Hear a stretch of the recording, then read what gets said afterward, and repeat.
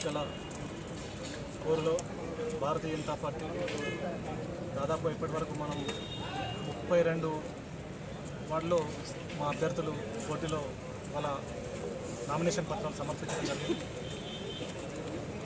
వాళ్ళ కాంగ్రెస్ పార్టీ అధికారంలో ఉండి మేము ఎట్టి పరిస్థితుల్లో కూడా ఖచ్చితంగా మున్సిపల్ని కైవసం చేసుకోవాలనే నేపథ్యంలో మైనార్టీ ఓట్లని అక్రమంగా దాదాపుగా 14,000 పైగా నమోదు చేయించి ఎట్టి పరిస్థితుల్లో గెలవాలనే ప్రయత్నం చేస్తూ ఉన్నది.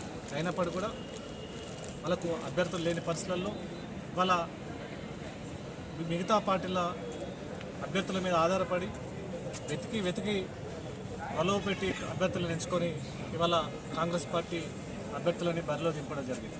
ప్రజలందరూ కూడా గమనిస్తూ ఉన్నారు. తాండూరు మున్సిపాలిటీ అనేది ఖచ్చితంగా ఇవాళ భారతీయ జనతా పార్టీ ప్రజలందరూ కూడా ఆలోచిస్తూ ఉన్నారు. ఒక సమగ్రమైన అభివృద్ధి దిశగా ఈరోజు నరేంద్ర మోడీ గారి నేతృత్వంలో దేశవ్యాప్తంగా అన్ని కులాలు మతాలకు అతీతంగా ఈరోజు అన్ని వర్గాల అభివృద్ధి ధ్యేయంగా సాగుతున్నటువంటి భారతీయ జనతా పార్టీ యొక్క ప్రభుత్వ విధానాల్లో ఈ యొక్క మున్సిపల్ గెలుపు కూడా ఖచ్చితంగా పెద్దలు బాలేశ్వర్ గుప్తా గారు, మనోహరరావు గారు, ఇక్కడ ఉన్నటువంటి అందరూ కూడా పట్టణాధ్యక్షులు మల్లేశం గారు, సుదర్శన్ గౌడ్ గారు, దాదాపుగా మేమందరం కూడా